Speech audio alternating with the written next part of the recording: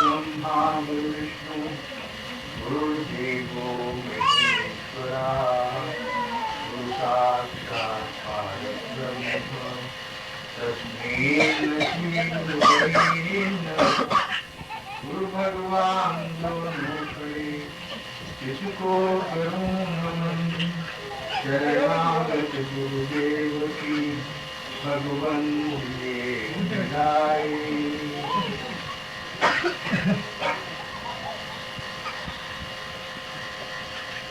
नाम रटे तो क्या हुआ अंतर रहे नहीं पतिव्रता को मिले मुझसे नाम स्वामी ఏమన్నారు రామ రామ రామ అంటుంటే ఏం చెప్తుంది మనసులో హితము లేదు ప్రపంచమంతా పరమాత్ముడి యొక్క సంతానం పరమాత్ముడు తండ్రి నామస్మరణ చేసిన మాత్రం ఏమైనా పొందగలుగుతారు నామస్మరణతో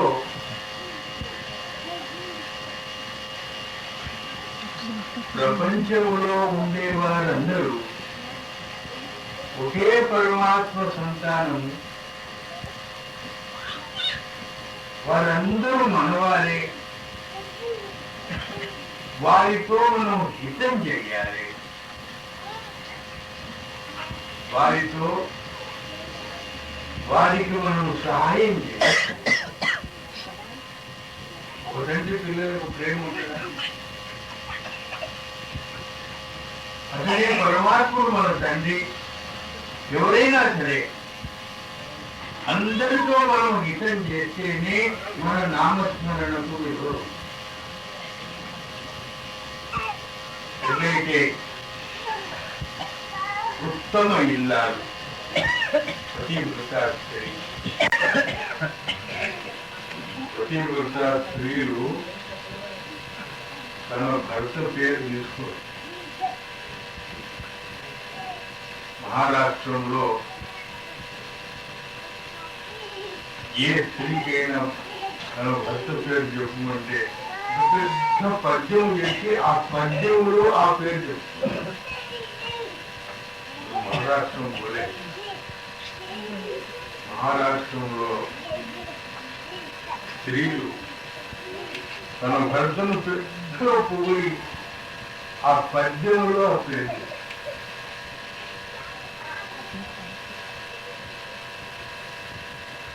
భర్త భావంతో ఉండి తండ్రిని సేవించారు తెలుస్తుందా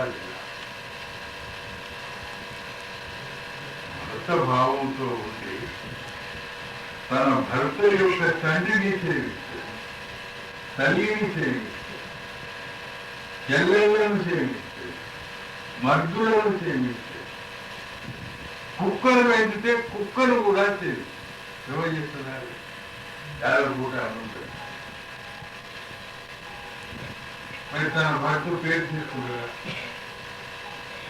అట్లనే భగవంతుడు కూడా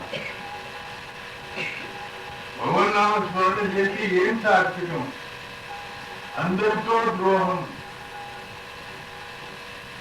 అందరితో మోసం బగల్ మే రామ్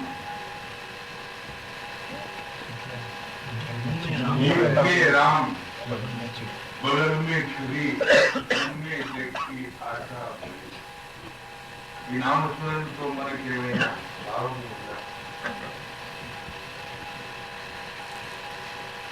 నామ రచేతో క్యా సమర్థులు ఏమన్నారంటే అంటే నామస్మరణ చేసి ఏం వస్తుంది భగవన్ నామస్మరణ చేసింది ఎప్పుడైతే చేస్తున్నారో ఎంత ప్రపంచం భగవంతుడు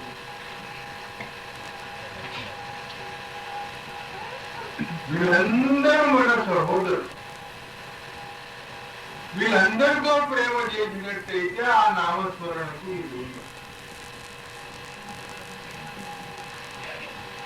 ఇవాళ అసూయత, ద్రోహం, మోసం, లూటీలు, పంజాబ్లో చూడండి అగ్నిగూడు, నిర్దోషులకు చంపేస్తుంది. మళ్ళీ వాహగురు వాహగురు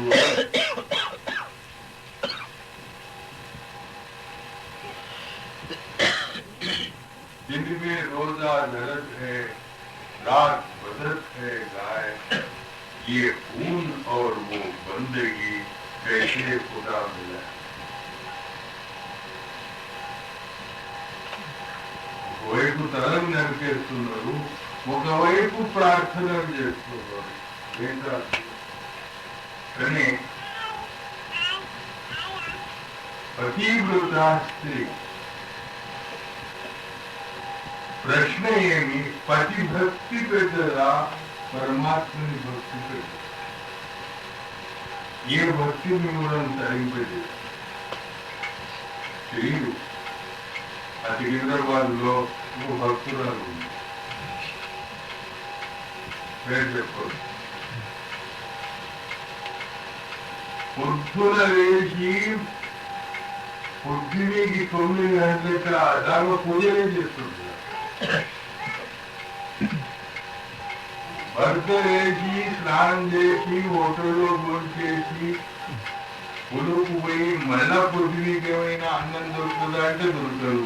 మళ్ళీ హోటల్లో పోయి మళ్ళా భోంచేసి మళ్ళా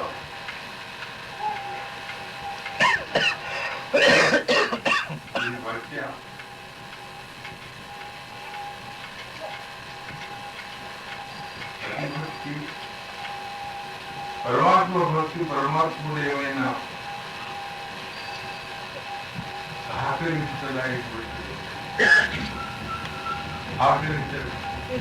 దేవుణ్ణి గోస వస్తున్నట్టే మొక్కినట్ట పలుకున్నట్టు. పతిభక్తి నుంచి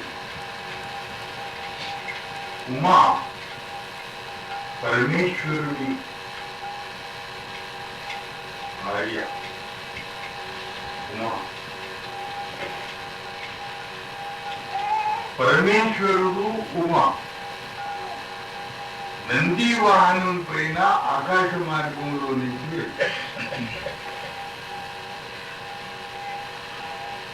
అప్పుడు శ్రీరామచంద్రుడు లక్ష్మణుడు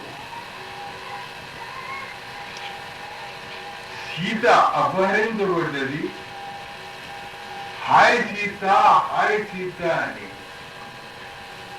ఆ సీత దాడులు వెతుకుతూ వెతుకుతూ ఏ చెట్లయితే వృక్షాలు దిగినాయో ఆ చెట్లకు ఆలింగనం తీసుకుంటున్నాడు రాముడు. నా సీత ఎక్కడ, నా సీత ఎక్కడ? ఉమా దోషి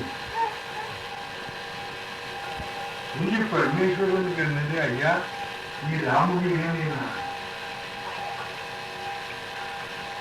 సతీ నా రాముడు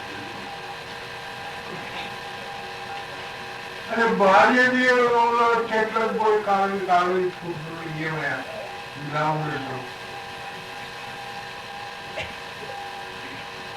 పిచ్చివాళ్ళలాగా వ్యాధి వ్యామోహంను వదిలే ప్రతి చెట్టును కాలుంచుకుంటున్నాడు. సీత ఎక్కడ, సీత ఎక్కడ? కూడా నీవు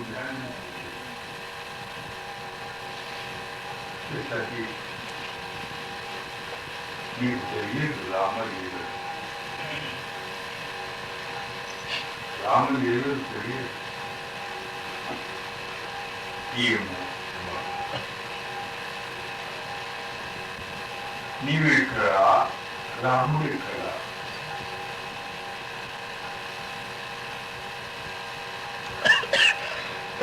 నాకు నమ్మకం లేదు.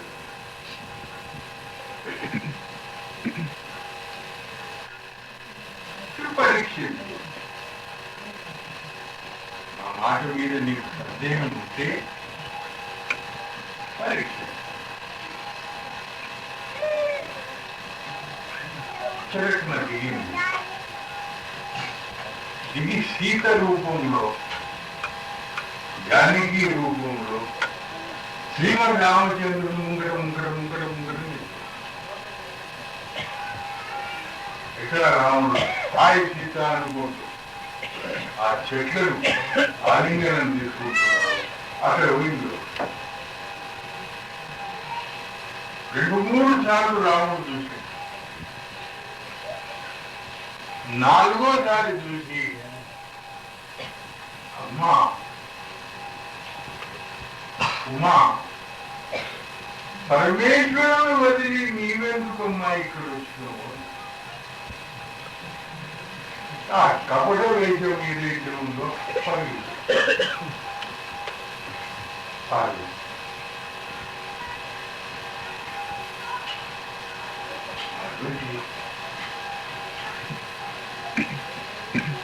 అప్పుడు ఏం చూస్తుంది పార్వతి? ఆ చెట్లందరూ ఋషులు, పెద్ద చెట్లు వృక్షాలు ఏదైతే తపస్సు చేసి రామదర్శనం కొరకు కాచి ఉండి చిత్రరూపంలో మార్చి ఆ ఋషులకు భగవంతుడు దర్శనం ఇస్తుంది. లీలా మానుష పురుషుడు కాబట్టి సీత అని అంటున్నాడు కానీ సీత అనేది ఒకటి నిమిత్తం. కానీ ఋషులకు దర్శనం ఇచ్చి ఏమంటున్నాడు? రామావతారంలో మీకు నేను మనసారా దర్శనం ఇవ్వా, కృష్ణావతారంలో నేను చెప్తా, ఇప్పుడు ఇంకే నా దర్శనం ఉమా కనుకొని సాక్షాన్ని నమస్కారం పెట్టి మళ్ళీ పరమేశ్వరుని దగ్గర పరమేశ్వరుడు ధ్యానంలో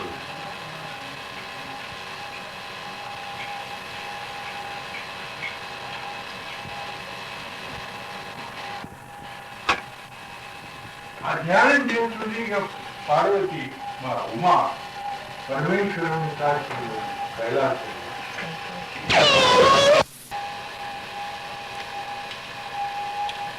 అప్పుడు ఉమా ఏమన్నది? స్వామి, ఆకాశ మార్గంలో అందరూ దేవుళ్ళు పోతున్నారు, ఎక్కడికి పోతున్నారు? పరమేశ్వరుడు ఉమా, మీ నాయన దక్షుడు యజ్ఞం చేస్తున్నాడు, అందరికీ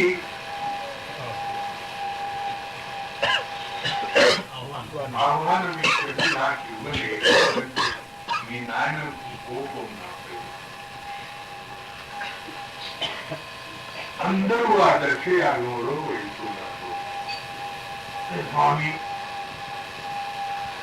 మీరు మరి నాకు ఆహ్వానం రాలేదు. ఆహ్వానం రాంది బిడ్డ కూడా తండ్రికి ఆహ్వానం రాంది బిడ్డ కూడా తండ్రికి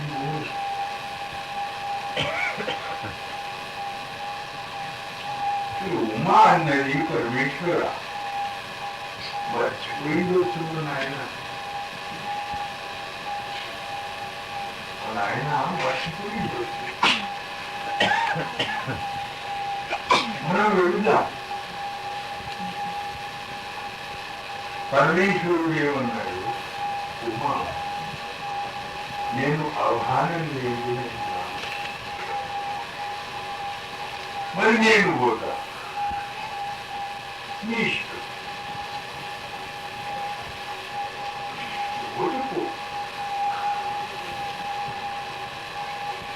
ఇక్కడ విసుకుపడ్డది భర్త. భర్త మాటలో నేను శంకించినా ఇక పరమేశ్వరుడు నాతో మనసారా మాట్లాడడు అని తెలుసు. సరే, కొన్నాళ్ళు తండ్రి దగ్గర పోదాం.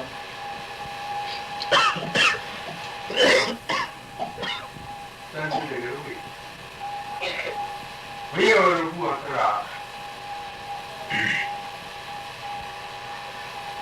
యజ్ఞ భాగాలు పెడతారు.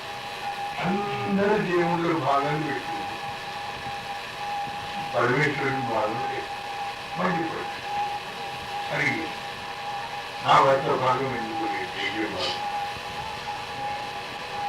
ఈ అపమానం, నా భర్తను అపమానం చేసినావు కాబట్టి దక్షుడు అన్నది నీ యజ్ఞంలో నేను పడి చనిపోతాను. ఇక నేను భర్త ముఖంతో ఒకటా భర్త మాటను నేను శంకించిన సందేహపడ్డా, రెండు భర్త నన్ను పోకుమన్నా కానీ ఇక్కడికి వచ్చిన ఇక్కడ నా తండ్రి నన్ను ఆదరిస్తాడేమో, నా భర్తనే అవమానపరిచిన ఇక నేను ఎందుకు ఉండాలని ఆ దక్షయాగంలో పని ప్రాణాలు ఇచ్చింది. ఇదే దక్షయాగం. స్త్రీలకి अपने पति की प्यार में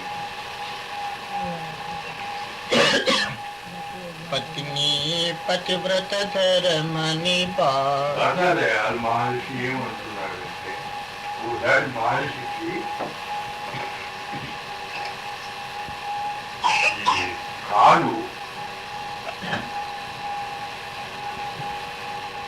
కాలు వస్తుండే చాలా ప్రమాదంగా ఉంటుంది. బనారస్ లో మహర్షి ఈ ప్రేమానందరాయ తండ్రి ప్రేమానందరాయ తల్లి ఇద్దరు దాదాదయాలను చాలా సేవలు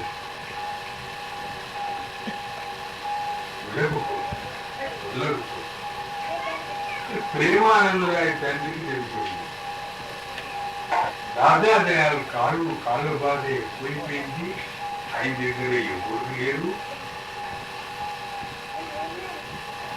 అని ప్రేమానందరాయ తండ్రి ఏం చేశాడు, తన భార్య కన్నాడు, నేను ఆఫీస్లో ఉన్నాను, పని చాలా ఉంది, నాకు ఆఫీసర్ వదలడు, నువ్వు పోయి దాదాదయాలు చెరువు. ఆమె వెంటనే భర్త చెప్పే వరకు పోయింది దాదాదయాలు. దేవుడు దిగి దాదాదయాలు మహర్షి ఎవరు ఎక్కడ వస్తున్నావు? అయ్యా నీ కాలు బాధ ఎక్కువైపోయింది, నీకు భోజనానికి స్నానానికి నడిచించడానికి చాలా కష్టం ఉంది అని మాకు తెలుస్తుంది.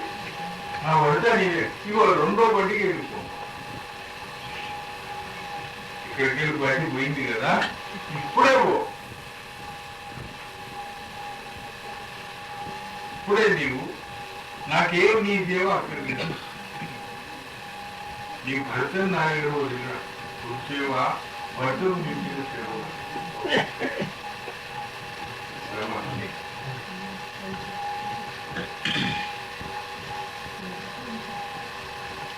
శబ్దానంద్ ప్రేమానంద్ తమ్ముడు పాపం భార్య బిడ్డ లగ్నానికి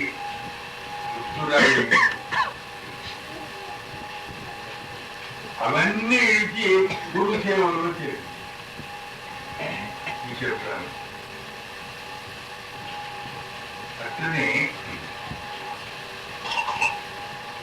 ప్రతి సేవనే మీకు సిద్ధి శక్తి, ప్రతి సేవలో సిద్ధి శక్తులు, ప్రతి సేవ ఒక పనికి మారిన వాడు భార్య పిల్లల్ని పోషించలేదు. మనం ఊరికే ఆలోచించి ప్రతిరోజు కష్టపడాలి, తెచ్చిన ఆదాయం పిల్లలు దాని నాకు కాలేదు, ఎప్పటికి తక్కువనే పడుతుంది, మళ్ళా అప్పు తెచ్చుకోవాలి. ఈ బాధ కంటే పిల్లలందరినీ వదిలి అందరూ రామరామ అంటే ఉంటుంది కదా, దూరం వచ్చింది. ఏం బాధ చెప్తున్నా, ప్రతి సేవ సిద్ధి శక్తిని ప్రసాదిస్తుంది. వాళ్ళ భార్యకు వేదన అందరినీ వదిలేడు. ఓ చెట్టు కింద కూర్చుంది తపస్సు చేయడం మొదలు. అన్నం ఆహారం ఏమి లేదు, నీళ్లు తాగుతుంది. నీళ్లు తాగి నామస్మరణ చేసేది కాబట్టి ఆ నామస్మరణ ప్రభావంతో వారి కళ్ళల్లో చెట్టు చెట్టు పైన దోషులు పిట్టలు వాలిపోయి చెట్టు మీద పిట్టలు ఉంటాయి. 4-5 పిట్టలు ఉన్నట్టు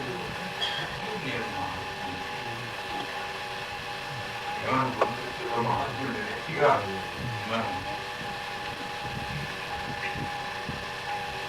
అని ఆ అడిగి విడిచిపెట్టి గ్రహస్థు ఉండే ఆయన ఇంటికి వచ్చి భిక్షాందేవి అని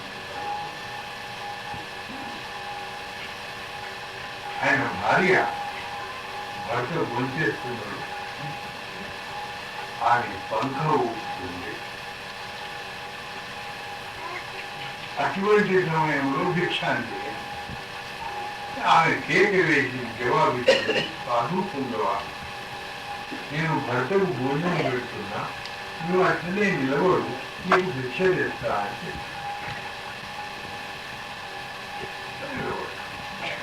అహంకారంగా భర్తకు భోజనం పెట్టి చేతులు గడిచి పరువు పెట్టి పడుకోబెట్టి ఒక పల్లెంలో పువ్వులు, పండ్లు, మిఠాయి తీసుకొని పోయేవారుగా కళ్ళు ఇట్లా కళ్ళు అవి పిట్టలు చనిపోయినాయి కదా, ఏను కూడా ఏమైనా చెబుతాము. ఆమె ఏమన్నది, నేను ఆ అడవిలో ఆ చెట్టు మీద పక్షులు కాదు వాళ్ళు పడుతుంది, నన్ను ఏం చూస్తున్నావు అనేవారుగా ఆ అహంకారం నమస్కారం అమ్మా, నేను 4 ఏళ్ళు ఇరిగి ఇచ్చిపెట్టి ఓ చెట్టు కింద ఉండి అన్నాహారాలు వదిలి నీళ్లు తాగి సిద్ధి శక్తిని నేను పొందిన, నీ సిద్ధి శక్తి నాకంటే గొప్పది. నీ సిద్ధి శక్తి నేను చూస్తే పక్షి వాళ్ళు పడదని తెలుసుకున్నావు, మరి ఎక్కడ తెలుసుకోగలిగినావు? నా భర్త సేవ, నా భర్త ఆశీర్వాదంతో నేను తెలుసుకోగలిగాను. ఏం సేవ చేసినావు? ఏం లేదు,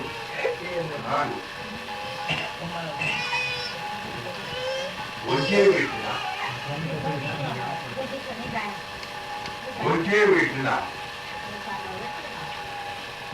చేసిన తర్వాత బియ్యం ఇచ్చిన తర్వాత పప్పు వచ్చిన పంట పెట్టిన, నేను భోజనం చేస్తాను. నేను భోజనం చేసే సమయం నా భర్త లేచిండు, దాహం ఇస్తుంది. మళ్ళీ నేను చేతులు గీతులు కడుక్కొని గిలాసులో నీళ్లు తీసుకుపోయి పోయేసరికి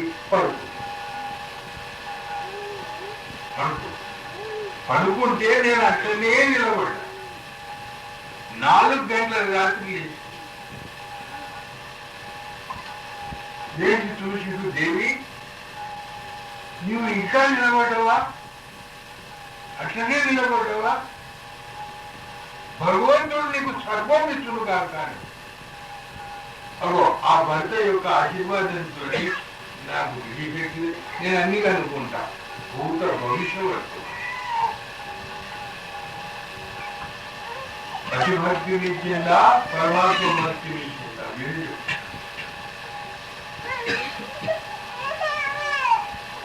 సతీ అనసూయ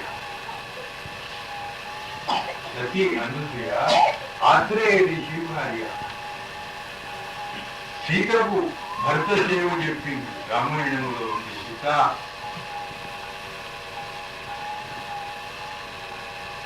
రామాయణంలో సీతకు భర్త సేవ ఎట్లా చేయాలనో అది ఆత్రేయ మహర్షి ఆశ్రమంలో సీతకు కూర్చుని పెట్టి చెప్పింది.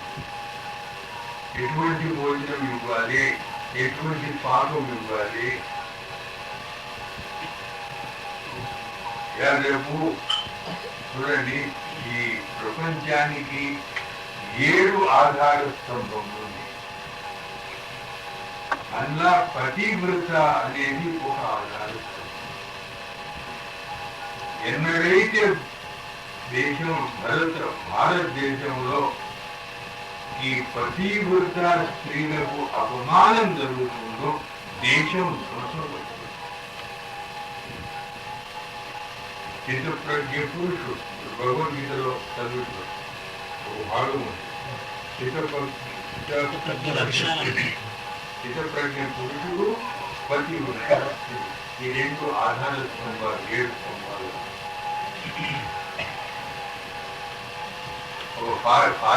ఫారెన్ లో విదేశీయుల సంస్కారం వచ్చి మన పతి భర్త ఇద్దరి యొక్క సేవలో ఆటంకం కలిగిస్తుంది. స్త్రీలు ఉద్యోగం చేసిందండి, పతి విలువ వాళ్ళ కళ్ళలో లేదు. ఎందుకు ఉద్యోగం చేస్తున్నా ముందు ఉద్యోగం. ఇట్లా పతివ్రత యొక్క ధర్మం నశిస్తుంది మన దేశంలో. సతీ అనసూయ, ఆత్రేయ మహర్షి తపో సంపద, ధ్యానంలో సమాధి స్థితిలో పోతే 2 గంటలకు ధ్యాన భంగము, 1 గంటకు భంగము, రాత్రి 4 గంటలకు ధ్యాన భంగము తెలుసు. ఆయన ధ్యానం నుంచి లేచే వరకు కందమూలు, అలుగులు, పాలు తయారు ఆ సమయంలో అందించాలి.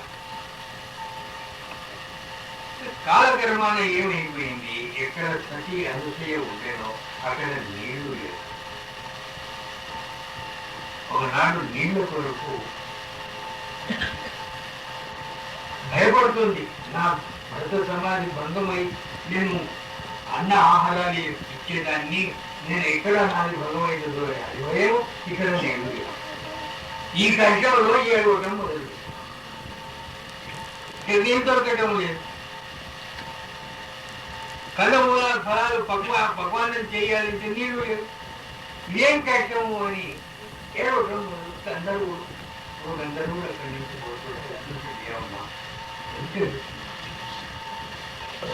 అయ్యా, ఈ సంఘటనలో ఉన్నాను. అక్కడ భర్త ఎప్పుడు కళ్ళు తెరుస్తాడో, ఎప్పుడు సమాధి భంగం అవుతుందో, మరి ఆ సేవకు ఆటంకం ఎప్పుడు జరుగుతుందో అందులో ఇంటికి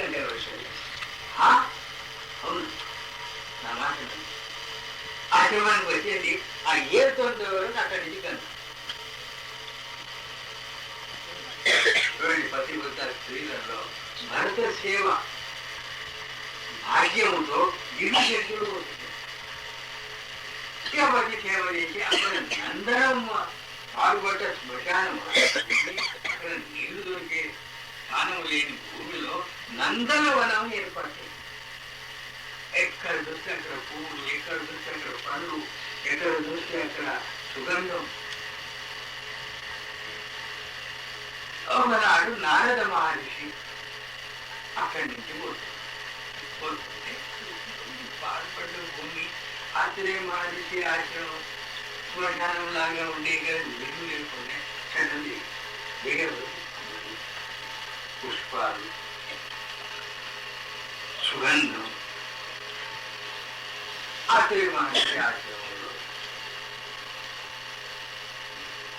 వచ్చే ఆత్రేయ మహర్షి నమస్కారం. మహర్షి, ఈ ఆశ్రమం పాడుపడ్డ శ్మశాన భూమిలో ఉండే నాకు తెలుసు.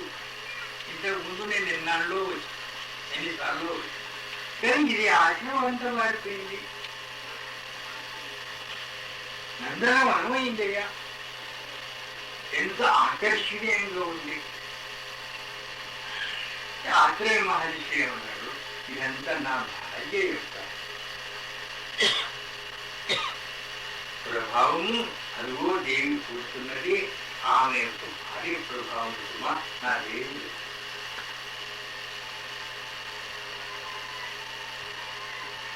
అది చూసుకుంటాను నాలుగు అక్కడ వైకుంఠం వైకుంఠం పోయే వరకు విష్ణుదేవుడు ఏ నాదా ఏం సంగతి, రుచిలోకంలో ఏమైనా విశేషం ఉందా అంటే అవును స్వామి, నేను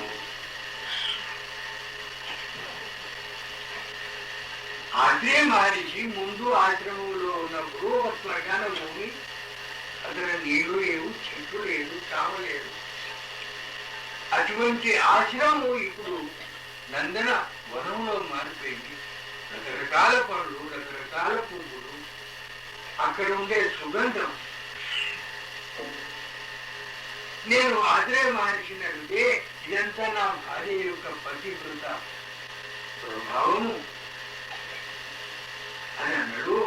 అనసూయ పతివ్రత ధర్మం చాలా గొప్పది అనే వరకు లక్ష్మి మండిపడ్డది. వాళ్ళు అనసూయనే పతివ్రత ఏం కాదా, ఆడలకు ఈచ్ఛాభావం ఎక్కువ.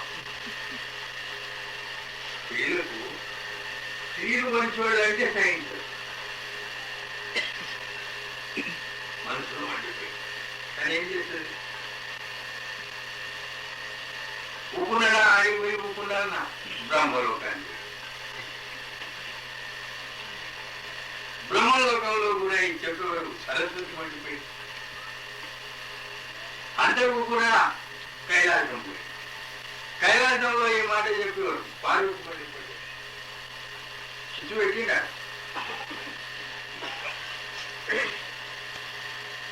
లక్ష్మీ సరస్వతి పార్వతి ముగ్గురు కలిసి ఏమే అనసూయనే పతివ్రత. మనం పతివ్రతలుగా మనం పతిసేవ చేయమా? నారదుడు నారదుడిని పిలిచి ఏమయ్యా అనసూయ మహాపతివ్రత అనేది అవును, మరి నేను నమ్మా. మీరు మహాపతి, మీ దేవుళ్ళు ఏంటి? మనం మనుషులు. మనుషులలా మహాపతివ్రత ధర్మం ఆచరించేవాడు అంటే ఆశ్చర్యం. ఏంటి దేవుళ్ళు మీరు ఉంటూనే ఉంటారు, మీకు పతివ్రత ధర్మం ఉన్నదే ఉన్నది, కానీ అది మనుషులు కదా. వెళ్ళలేదు నాదా అనసూయని నేను పరీక్షిస్తాను. సరే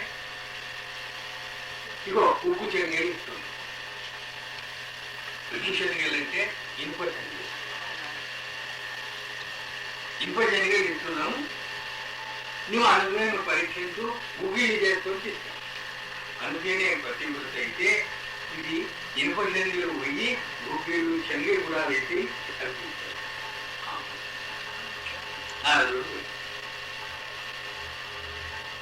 పోయి ఆశ్రమంలో పోయామ్మా అనసూయ, లక్ష్మీ పార్వతి సరస్వతి ఈ ఉప్పు శనగలు ఇచ్చారు, నీ పతివ్రత ప్రభావంతో ఇవి గుగ్గిళ్ళు అయితే నాకు నమ్మకం.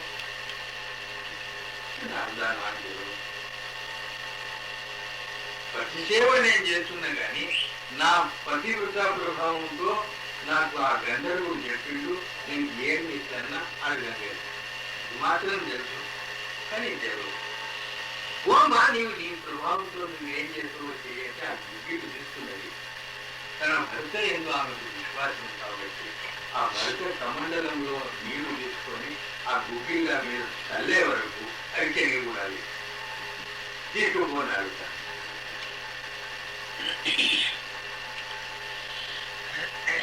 అది ఇదిపోయి లక్ష్మి కింద, పార్వతి కింద, సరస్వతి కింద ఇచ్చే వరకు ఇంకా బంధనం ఉంటుంది. ఇది నారదునితో చెప్తే కాదు. లక్ష్మి విష్ణుదేవునికి ఏం చెబుతుంది? స్త్రీలు ఆటం చాలా గొప్ప. రుచిలోకంలో అనసూయ మహాపతివ్రత. మరి ఆ పతివ్రత ధర్మాన్ని మీరు పరీక్షిస్తే, ఆ పరీక్షలో ఆమె ఉత్తీర్ణమైతే ప్రపంచానికే పెద్ద ఖ్యాతి వస్తుంది. మీరు తిరిగేది ఉంటే భోజనం చేయంగా, స్నానం చేయంగా, పూజ చేయంగా ఇరువరు వదిలేరు. మా దగ్గర ఇంట్లో కట్టెలు గీత లేకుంటే చేయకూడదు. అయ్యా కట్టెలు, అయ్యే కట్టెలు, అయ్యే కట్టెలు. వీళ్ళకి అష్టం వచ్చింది. ముగ్గురికి బ్రహ్మ విష్ణు మహేశ్వరి. వీళ్ళు కాన్ఫరెన్స్ చేసి విష్ణుదేవుడు ఏమన్నాడు, నన్ను లక్ష్మి బాధ పెడుతుంది. బ్రహ్మదేవుడు ఏమన్నాడు, నన్ను సరస్వతి బాధ పెడుతుంది. పరమేశ్వరుడు ఏమన్నా, నన్ను పార్వతి బాధ పెడుతుంది. చైన్ లేదు, కూర్చుంటే అదే, చేస్తే అదే. ఏం చేస్తాం? పరీక్షిస్తాం. అనుసరణ పరీక్ష. నువ్వేనా అనుసూయలు? నువ్వేనా అనుసూయను పరీక్షిస్తాము. ఆశ్రమం ముగ్గురు భిక్షుకుల రూపంలో భవతి భిక్షాంతి ఆశ్రమంలో చెప్పే వరకు ఆత్రేయ మహర్షి కంద స్నానం చేసి అనుసూయ వచ్చింది. అయ్యా లోపలికి రండి. లోపలి వాళ్ళకు కూర్చుండబెట్టింది. కూర్చుండబెట్టిన తర్వాత ఫలములు, పుష్పములు, పాలు, పండ్లు ఉగరబెట్టింది. పరమేశ్వరుడు నన్ను అందు పరమేశ్వరుడు భిక్షుకుల రూపంలో ఉంటాడు. అంతేయా మేము మీ తినేటి వాళ్ళు ఉంటాం. మేము ఇట్లే మేము అందరూ భిక్షులాగా సాధారణ భిక్షుకోగా ఎట్లా నగ్నమై మాకు పోచేది పెట్టాలి.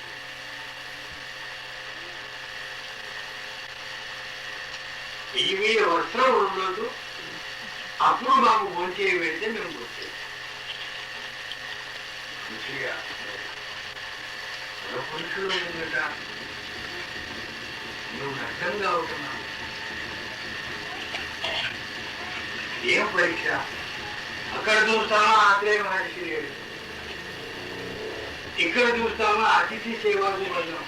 వీళ్ళు దబ్బున సేవ చేయక వెళ్ళిపోతే నీవు అతిథి పూజను భంగపరిచినవని భరతుతో కష్టం.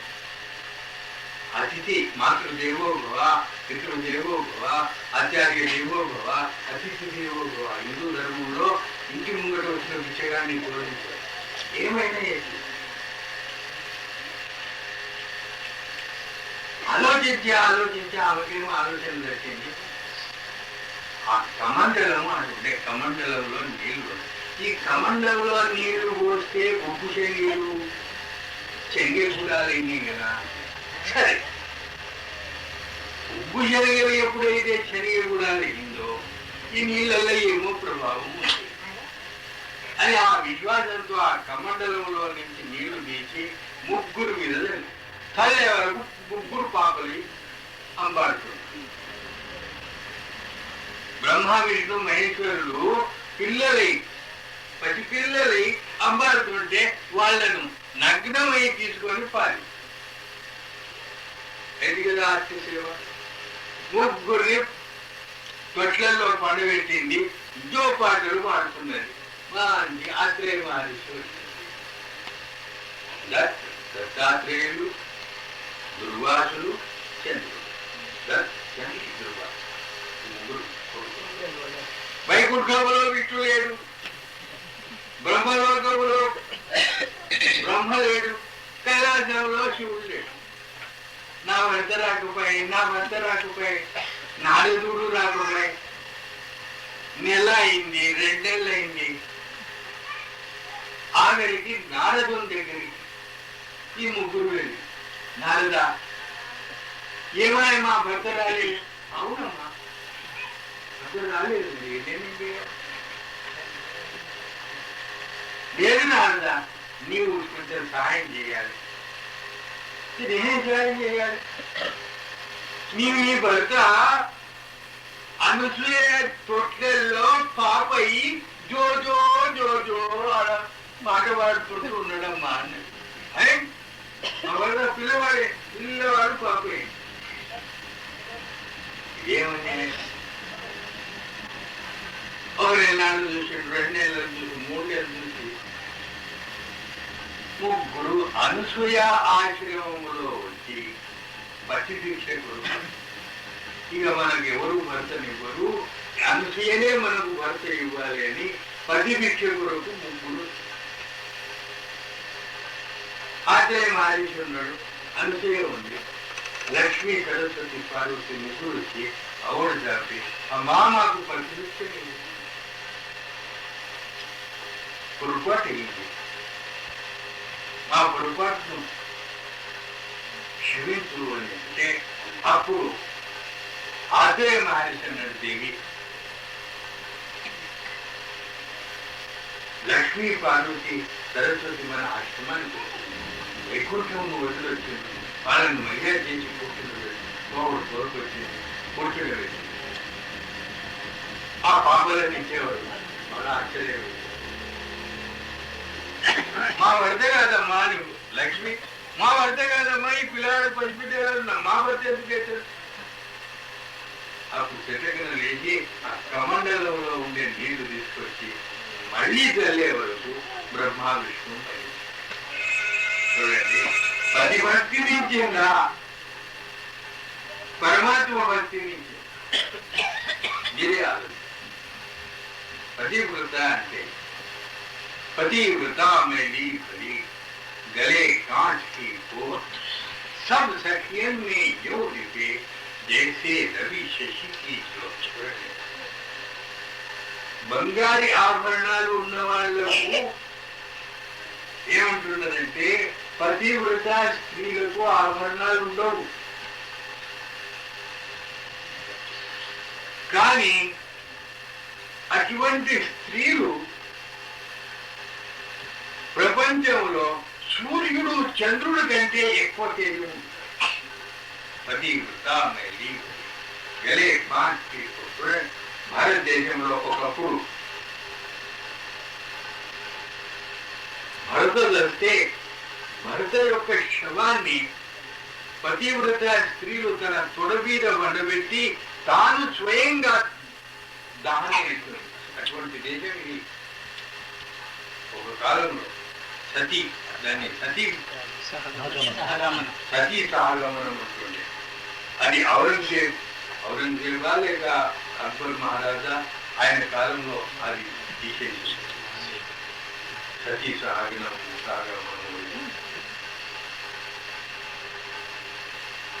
అటువంటి భారతదేశంలో ఈవేళ ఏముంది?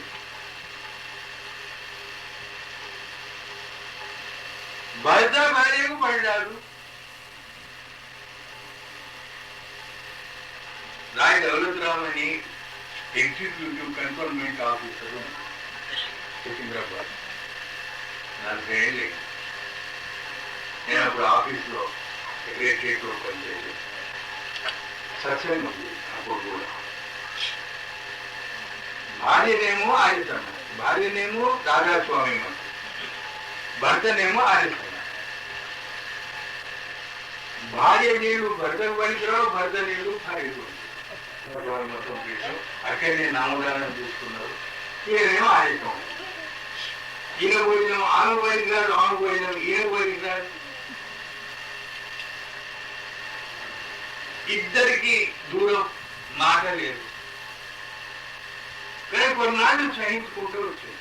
అట్లనే ఈయనకు వంట మనిషి, ఆమెకు వంట మనిషి, ఈమె పక్వానం ఆమె ఆయనకు పనికిరాదు, ఆయన పక్వానం ఈమెకు పనికిరాదు. సికింద్రాబాద్ లో నేను రాధాస్వామి మొత్తం సత్సంగం చేస్తా అని దాడులు తెలుసుకొని నా సత్సంగంలో ఆమె దిగి ఒక సత్సంగంలో వచ్చింది, రెండో సత్సంగంలో వచ్చింది, మూడో సత్సంగంలో వచ్చింది. నేను ఒక సత్సంగంలో పతివ్రత ధర్మం పైన సత్సంగం చేసి కళ్ళారా ఏడ్చింది ఆ సత్సంగంకి. ఆ సత్సంగంలో నేనన్నా, ఏ భార్య భర్తను సేవించదో జన్మ జన్మాలు వైద్యం తప్పదు. ఇది శివపురాణంలో ఒక జన్మ కాదు, జన్మ జన్మాలు వైద్య వృత్తం అది ఆమెకు సాధ్యం.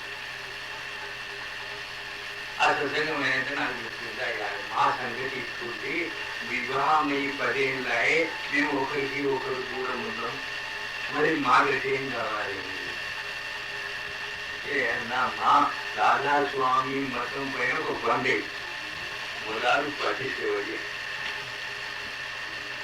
ఆ రాధాస్వామి మతం ఉండకపోయి రాధాస్వామి మతంలో ఎక్కడ రాసుకున్నది పతివృత ధర్మం ఇవి ఉందా లేదా, దాతాలయాలు రాసిందా లేదా, పత్ని పతివృత ధర్మం చూపించిన స్వామి మహారాజు భార్య సేవించి రాజు అలిగిలా మహారాజు గురుసేవ చేసినా కానీ తన భార్యతో ఉండి గృహస్థాన్ని సాధించాడు. నీవు ఎక్కడ రాధాస్వామి మతం విన్నావమ్మా? పొరపాటు ఏం చేయాలి రావు, ఏం చేయాలి? మరి నువ్వు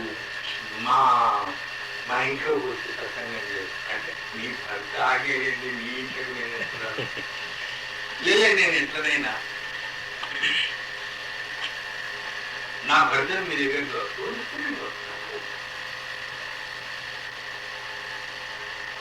వస్తా. అటువంటి ఇద్దరికి ఉండే సంబంధాలు సికింద్రాబాద్ లో ఆమె భర్త సేవలు పడే అదంతా ఉంది. తన చేస్తునేవాడు ఇంట్లో ఆఫీసర్ ఉండే వంటగాలను 10 మందులందరినీ దిగి తన సేవతో వంట చేసి తన భర్తలు పెట్టిపోతుంది. ఆ రాజాకు ఆనందరావు ఎంత మహోపకారం నా మీద చేస్తాం. నా భార్య నేను ఇద్దరు 10 ఏళ్ల నుంచి మేము ఇట్లా ప్రస్తావపడుతుంటే ఇవాళ మమ్మల్ని కలిసిలో దేనిలో ఉండి మాతో చనిపోయాడు. నాకు ఇంకా కలుస్తుంది. ఇది పరిస్థితి. 10 సేవా భాగ్యము 10 వ్రతులు మనం భారతదేశంలో ఉన్నాం. రిషి నర్మదా చూడండి, నర్మదా పతివ్రత అహిల్యా కుంతి తారా మందోదరి పంచకన్నే పఠే నిత్యం హరే పాప నివారణం.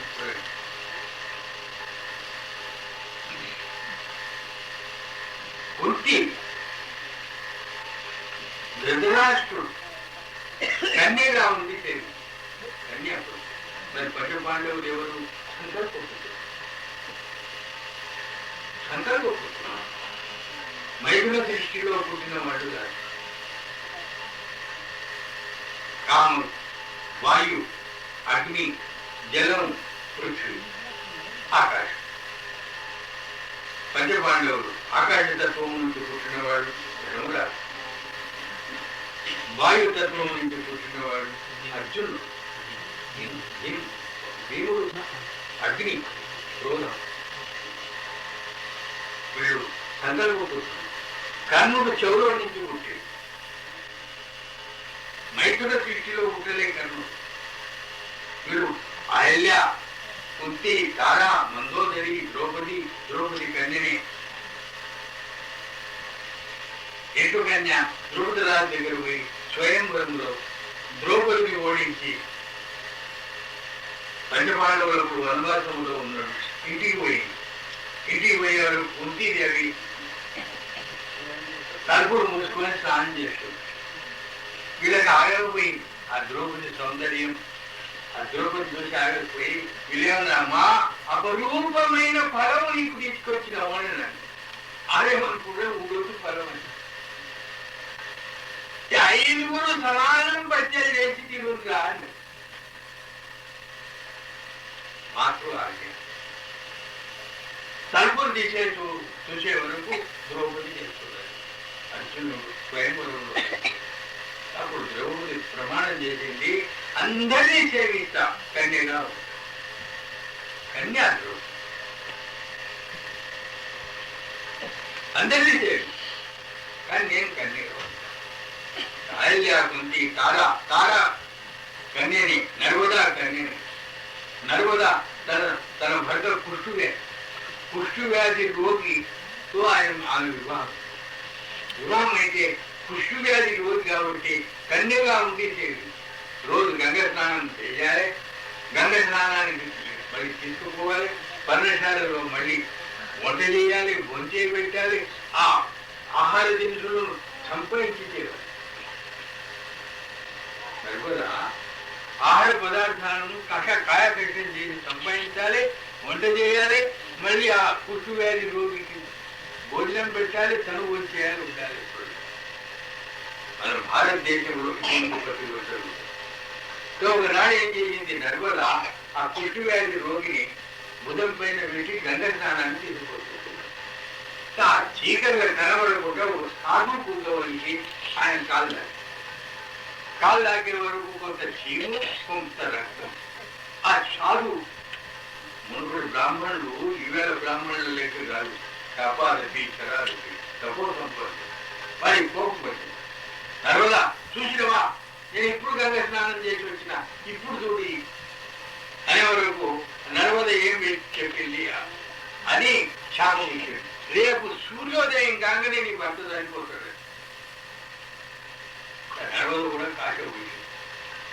కమండలం తీసుకొని నీళ్లు తీసుకొని సకలకు ఏం చేసింది, చదువుకోగవా, ఏ సూర్యుడు ఉదయించే నా భర్త చనిపోతాడో, ఏ సూర్యుడు ఉదయించడే ఉదయించడు, 3 రోజులు ఉదయించాడు. చూడండి, పతివృత ధర్మం యొక్క ప్రభావం.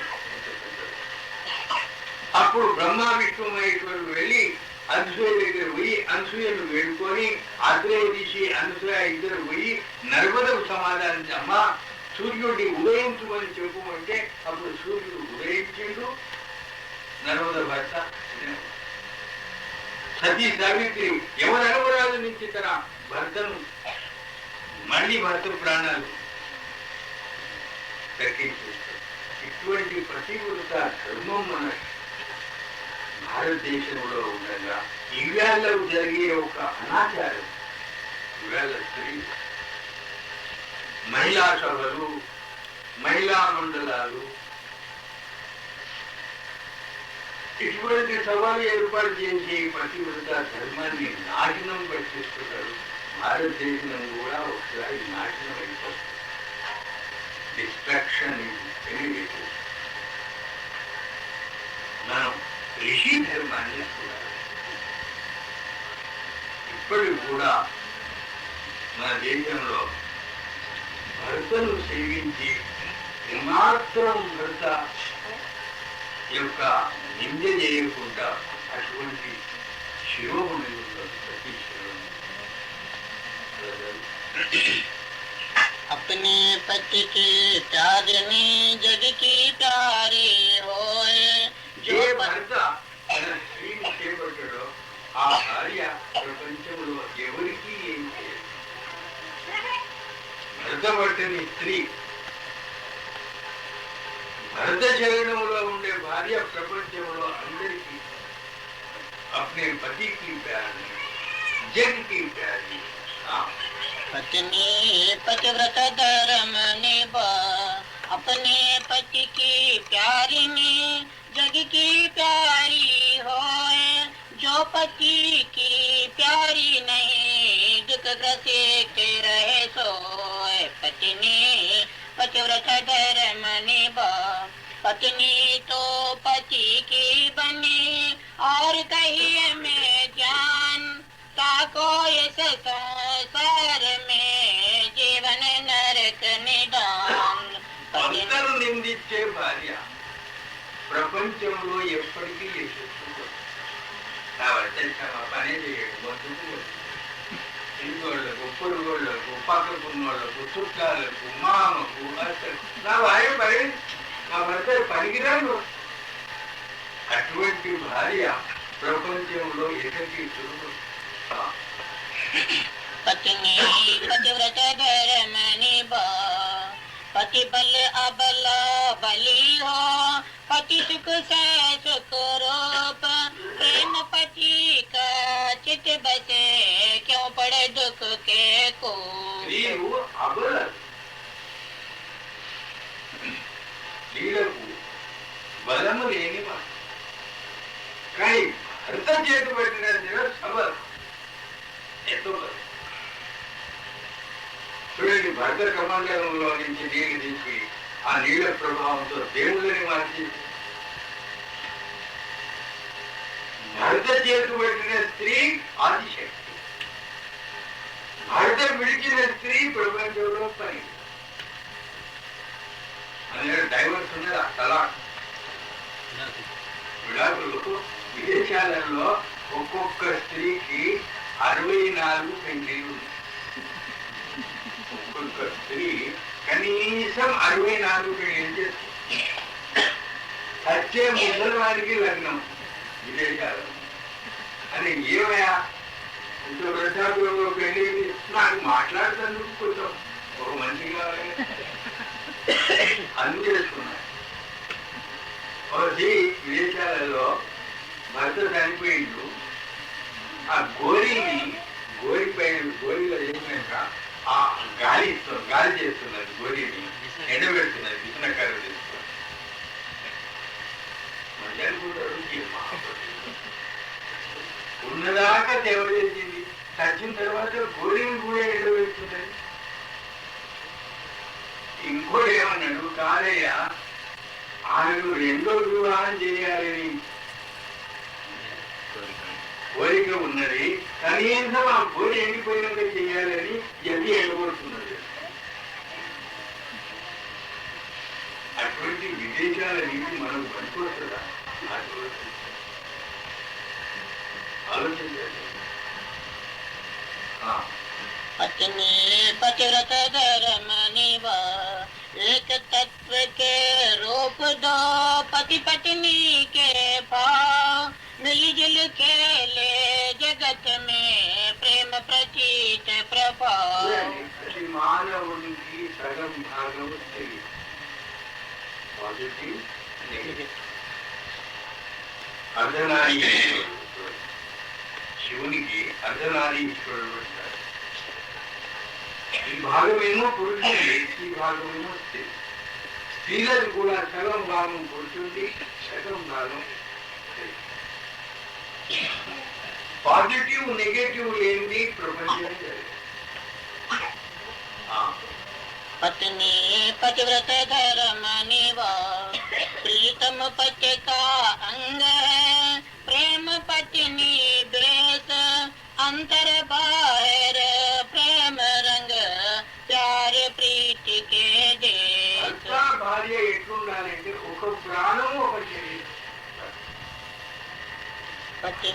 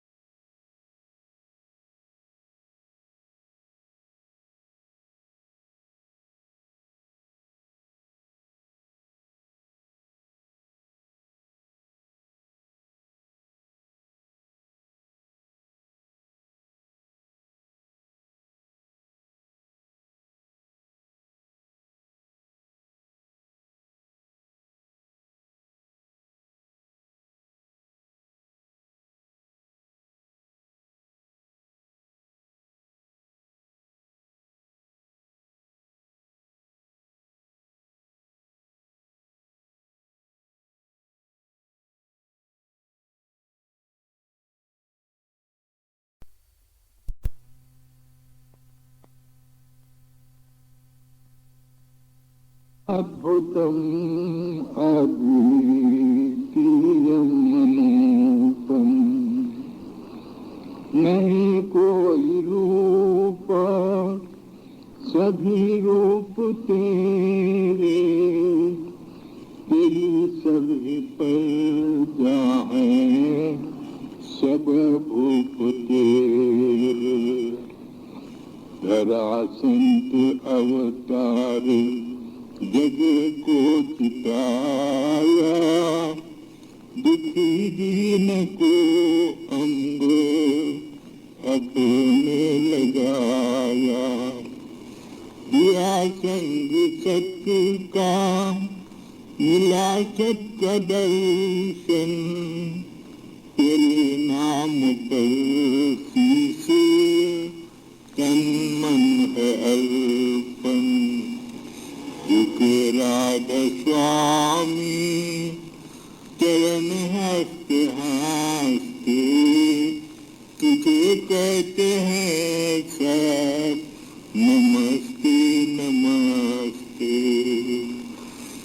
तुझे कहते हैं सब नमस्ते नमस्ते।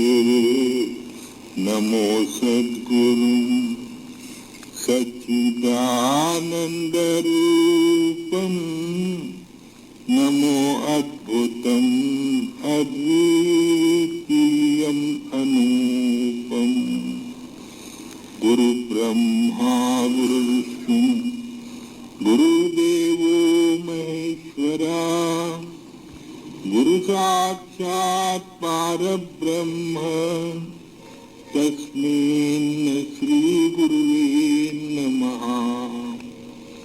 गुरु भगवान दोनों खड़े किसको करूं नमन, शरणागत गुरुदेव की भगवन दिए मिलाए कादान। उल्टा नाम जपत जग जाना, वाल्मीकि भये ब्रह्म समाना। नाम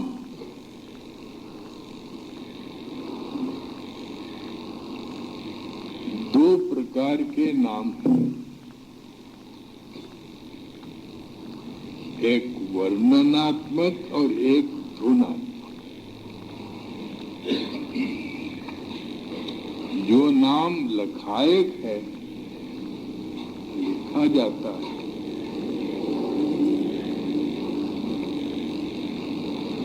वो वर्णनात्मक नाम है।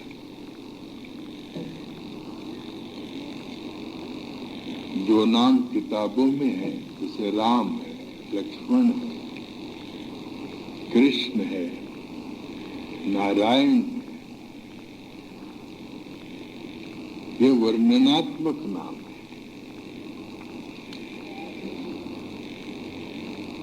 इस नाम से भी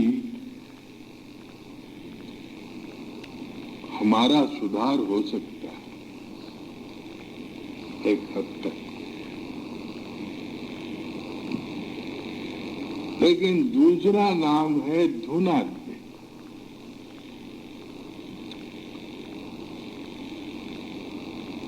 धुनात्मक नाम उल्टा नाम है।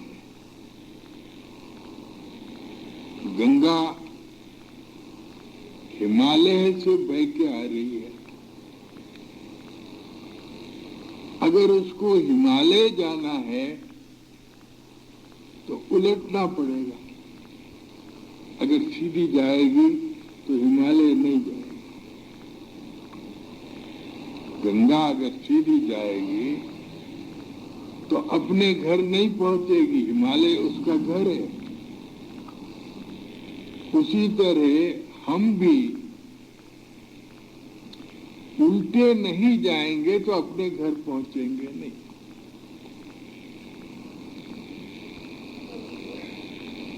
हम कहां से आए? ध्रुपद धाम से आए। हम ध्रुपद धाम से आए। हमारा उगम हमारा मस्तिष्क है। ये तत्शिखाया मध्ये परमात्मा व्यवस्थिते। ब्राह्मण लोग मंत्र पुष्प में कहते हैं कि भाई परमात्मा शिखा में है, यहाँ है।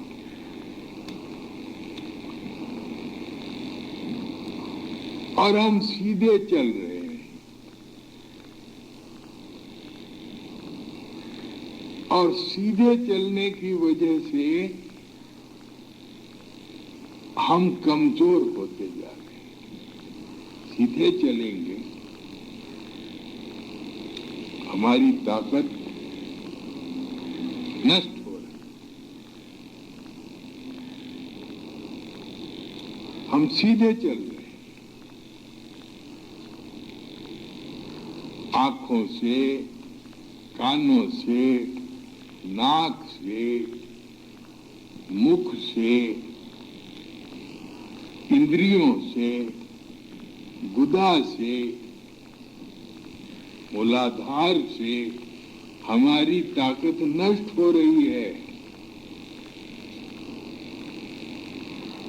तो संत क्या कहते हैं कि अगर दुनिया की तकलीफ से बचना चाहते हो तो उल्टे चलो, उल्टे चलो। तुम उलट चलो, तुम उलट चलो, उलट चलो, तुम उलट चलो, आसमान नीचे क्यों रहना। ब्रह्मांड का आसमान ऊपर है, ये आकाश, और हमारा आकाश यहाँ है।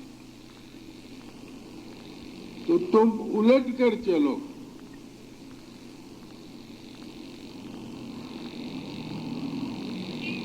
उलट कर चलने से क्या होगा? ये नीचों की संगत से बच जाओ। अब नीच कौन है? हमारी इंद्रियां। मनुष्य इंद्रियों के स्वाद में पड़कर नीच हो जाता। अगर इंद्रियों के अंदर से वो नीचता दूर करना चाहते हो तो उनको ऊपर कर दो, ऊपर चलो। देखो तुम ऊपर जाते हो या नहीं? रोज स्नान करते, तिलक कहाँ लगाते? रोमज में लगाते हो। भगवान के दर्शन करते हो, आंखें ऐसी कर देते, जाते या नहीं जाते? अगर संसार के त्रैताप से बचना चाहते हो तो उल्टो।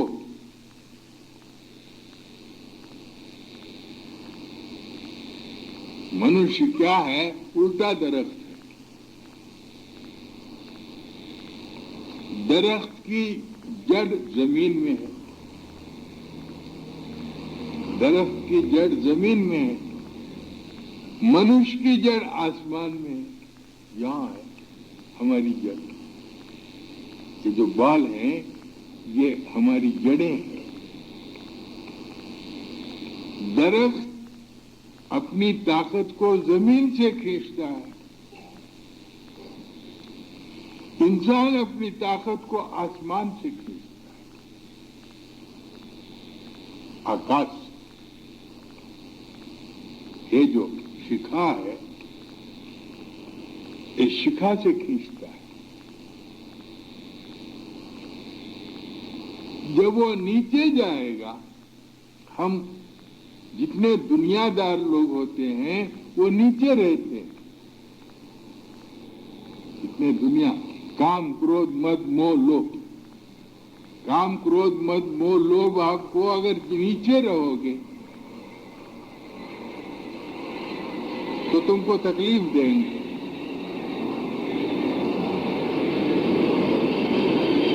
इंद्रियों के स्थान पे रहोगे। देखो हमारे शरीर के 3 टुकड़े हैं। एक शरीर, ये यहां तक,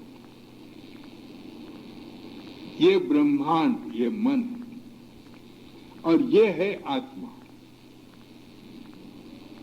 यहां तक शरीर है।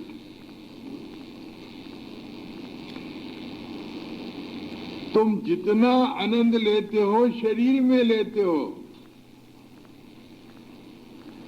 शरीर में लेते हो। खाना खाए आनंद तुमको कहाँ मिलता?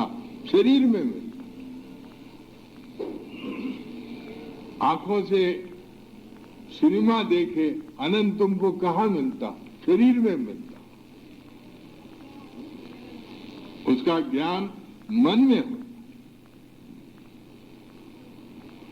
लेकिन साथ ही साथ क्या होता? तुम कमजोर हो जाते। तो संत क्या कहते हैं? उल्टा नाम जपत जग जाना, वाल्मीकि बहे ब्रह्म समान। तो संत ये कहते हैं कि उल्टो, उल्टो क्या? तुम्हारा उलटना कहां? भ्रू मध्य में, स्थूल से सूक्ष्म में। स्थूल मिट्टी का तत्व कहाँ है? मूलाधार पर। तुम्हारा जो मूलाधार है, जहां से तुम मल विसर्जन करते हो, ये स्थूल मिट्टी है। अधिस्वाधिष्ठान क्या है? वो स्थूल जल है। जठराग्नि क्या है? वो स्थूल अग्नि है। वृक्षस्थल क्या है? वो स्थूल हवा है। कंठ क्या है? वो स्थूल आकाश है। ये स्थूल है। 5 तत्व हुए। तो तुम इन 5 तत्वों में से निकलकर यहां बैठो, ये सूक्ष्म है। देखो ना, इसीलिए हमारे पूर्वज लोगों ने सुबह उठ के स्नान करके यहां तिलक लगाओ कहा। तुम कहा दीवाने? वो तुम्हारी मन की वृत्तियों को यहां लाने के लिए, तुम्हारी जब चित्त की वृत्तियां उलट जाने के लिए, उलट कर यहां ला लो। भ्रूमध्य जो मिट्टी का स्थान है, सूक्ष्म स्थान है। इसके बाद सहस्र कमल में जो पानी का स्थान है, त्रिकुटी आग में, शून्य और महाशून्य हवा में, ये सूक्ष्म है। भंवर गुफा आकाश में, ये सूक्ष्म खत्म हो गया। अब क्या? अब कारण सतपथ, इसको कहते सचखंड। सचखंड कहते। तो उल्टो तुम। लोग कहते हैं मैं बेजार आ गया दुनिया से, मुझे तकलीफ हो रही है, मैं बड़ा दुखी हूं। जरा ऊपर सैर करके देखो, 1 घंटा आधा घंटा रोजाना ऊपर सैर करके देखो।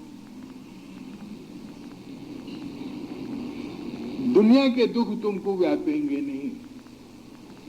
क्यों नहीं व्यापेंगे? यहां 4 ब्रह्म हैं, समझे? यहां 4 ब्रह्म है।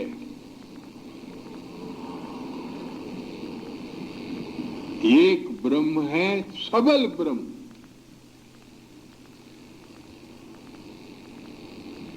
तुम जो देवी देवताओं के मंदिर में मांगने जाते हो, यहां मांगो, डिमांड करो। यहां ये मांगने की जगह है। दुनिया के लोग प्रार्थना करते हैं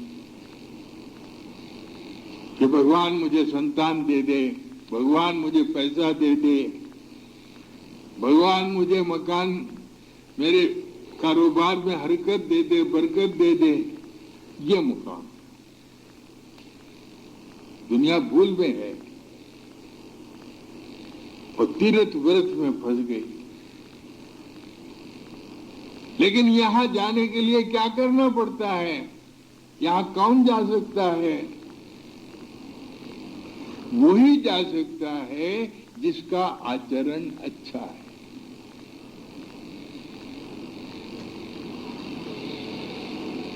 अगर उसके इंद्रियों का व्यवहार अच्छा नहीं है तो यहाँ तुम जा ही नहीं सकते।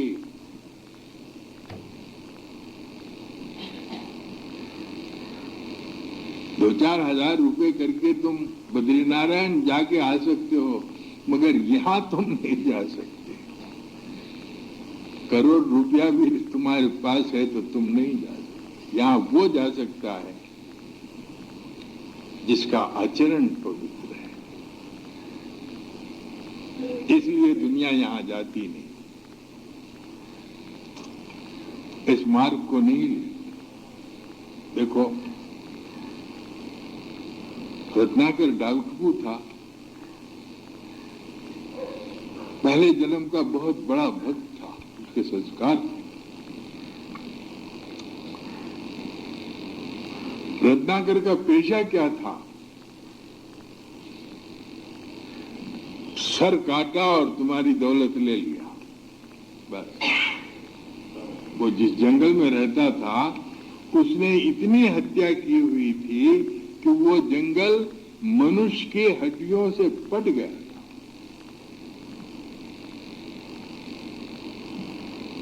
देवताओं की कॉन्फ्रेंस हुई कि रत्नाकर के लिए कोई ऐसा नरक बनाया जाए, मौजूदा नरक उसकी सजा काफी नहीं है, उसका अत्याचार बहुत है, इसलिए उसके लिए कोई नया नरक बना। तो उस कॉन्फ्रेंस में भगवान विष्णु थे। भगवान विष्णु ने कहा, रत्नाकर का पुण्य बहुत है। रत्नाकर ने इतना पुण्य किया है कि उसको सजा नहीं दी जा सकती।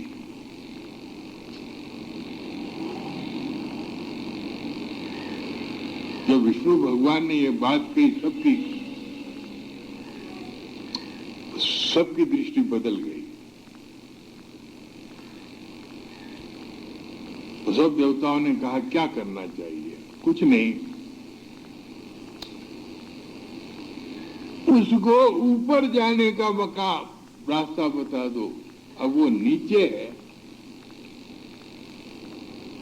उसको ऊपर जाने का रास्ता बता दो और वो तुरंत ऊपर चले जाएगा। बस उसको कोई गुरु भेजो। तो सब देवताओं ने मिलके नारद जी को भेजा। कहने का, नारद तुम जाओ।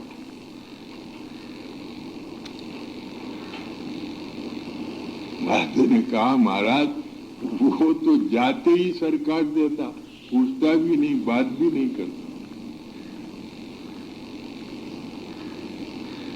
विष्णु भगवान से नारद ऋषि ने कहा, नारद ऋषि तुम्हारा सर कोई नहीं काट सकता। हमने तुम्हें हिरण्यकश्यप के पास भेजा,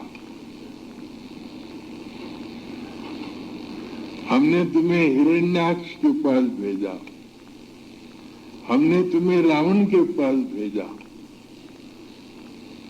और तुमने रावण को उपदेश दिया। ये तो रत्नाकर है, घबराते क्यों? कहने का, अच्छा भगवान, जाता हूं। नारद ऋषि निकले। जब जंगल में पहुंचे तो रत्नाकर ने तंबूरा पकड़ लिया। कहने, महाराज पैसे रखो, बच्चे भूखे हैं, नाश्ते के लिए पैसे ले जाना है। उन्होंने कहा, नारद ऋषि ने कहा, अरे रत्नाकर, तेरे लिए मैं बहुत बड़ा धन लाया हूं। ये क्या पैसे? मणि और माणिक्य लाया, फिर निकालो। नहीं, एक बात मेरी सुनो, तुमने अब तक जो पैसा कमाया है उसके तुम्हारे बहुत हकदार हैं। तुम्हारी माँ भी है, तुम्हारा बाप भी है, तुम्हारा भाई भी है, तुम्हारे बेटे भी हैं। अगर इसमें ये धन मैं तुमको दूंगा तो फिर ये तो बंटवारे में आ जाएगा। तो पहले घर को जाके पूछ लो कि अब तक जो मैंने कमाई की है उसका बंटवारा कर दो। इतना करो। बोला महाराज मैंने तो कुछ कमाया नहीं, मैंने बहुत पाप की कमाई की, मैंने लोगों के सर काटे हैं,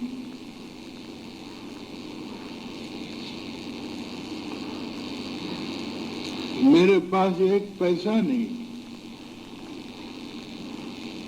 आज मैं नाश्ते के लिए बच्चे भूखे हैं, आपका सर काटने आया। मैंने पाप किया है। तो नारद ने कहा पाप की कमाई में कौन हिस्सेदार है, जरा पूछ के तो आओ। तुमने रोज खिलाया उनको, तुमने रोज खिलाया है ना पाप कर करके, वही कमाई का बंटवारा कर लो। क्योंकि नारद की वाणी बड़ी तीव्र थी, वो रोता रोता अपने घर गया। पिताजी से पूछा, पिताजी मैंने लोगों के सर काट काट कर पैसा लाकर तुमको भोजन कराया है, क्या ये सारा पाप मैं ही भोगूं? आपका कोई हिस्सा है? पिता ने कहा बेटा तेरे पाप का हिस्सेदार मैं नहीं हूं, अगर कुछ पुण्य है तो बराबर मैं उसका हिस्सेदार हूं, मैं पाप का भागीदार नहीं। क्योंकि मैंने तुझे जन्म दिया है, तुझे पाला है, पोसा है, तुझे रोजगार करने का तरीका बता दिया है। अब तूने अगर पाप किया है तो मैं क्या करूं? मैं जवान था, तुझे पाप बड़ा किया, अब मैं बूढ़ा हुआ हूं, तेरा फर्ज है मुझे पालना। मैं जवान था, मैंने तुझे पाला, मैं बूढ़ा हो गया हूं, अब तू मुझे पाल। माँ से पूछा, माँ ने कहा माता का ऋण कभी नहीं चुकाया जा सकता। बेटा मैंने तुझको 9 मास गर्भ में रखा है,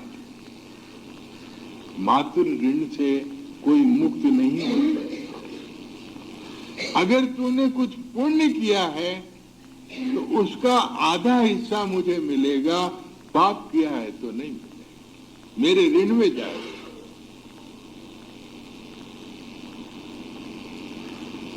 फिर वो अपनी स्त्री के पास बढ़ा, कहने के तू क्या करी? स्त्री ने कहा तुमने सूरज और चांद को साक्षी रख के प्रमाण किया कि मुझे सुखी रखेगा, मुझे खाना देगा, मुझे कपड़ा देगा। तुम्हारे पाप की मैं हिस्सेदार नहीं हूं, तुम्हारे पुण्य की मैं आधे की हिस्सेदार हूं, आधा माँ को, आधा औरत।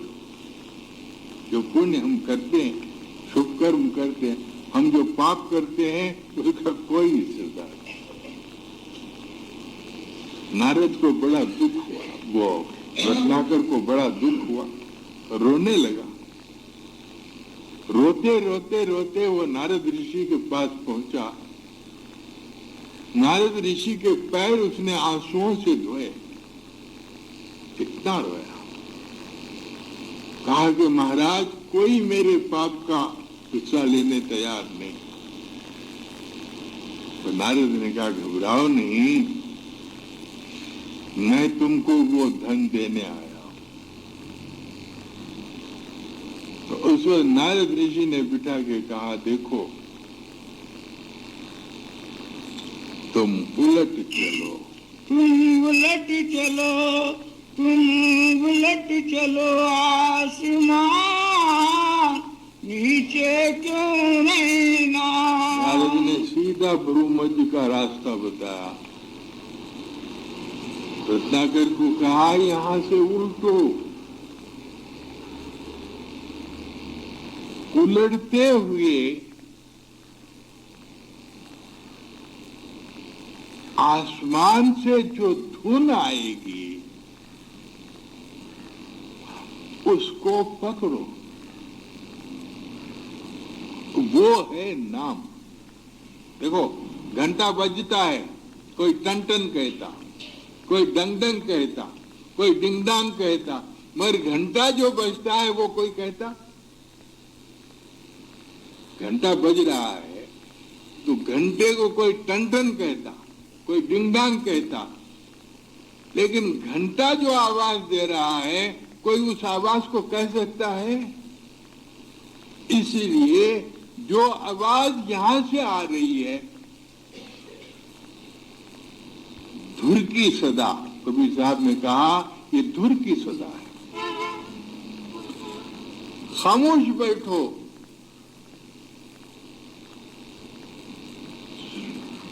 गुरु के दिए हुए नाम का सुमरन करो,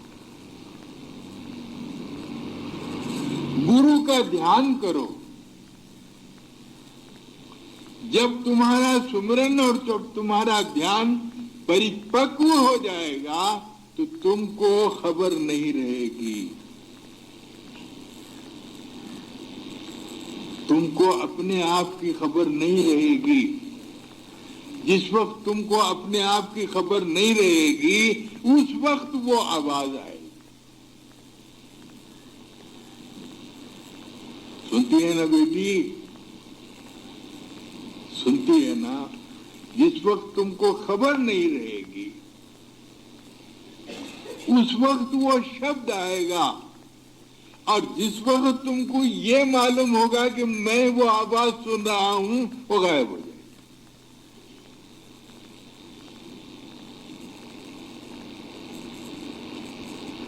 इस तरह की कमाई तुम्हारे जन्म जन्म की कमाई के साथ होगी।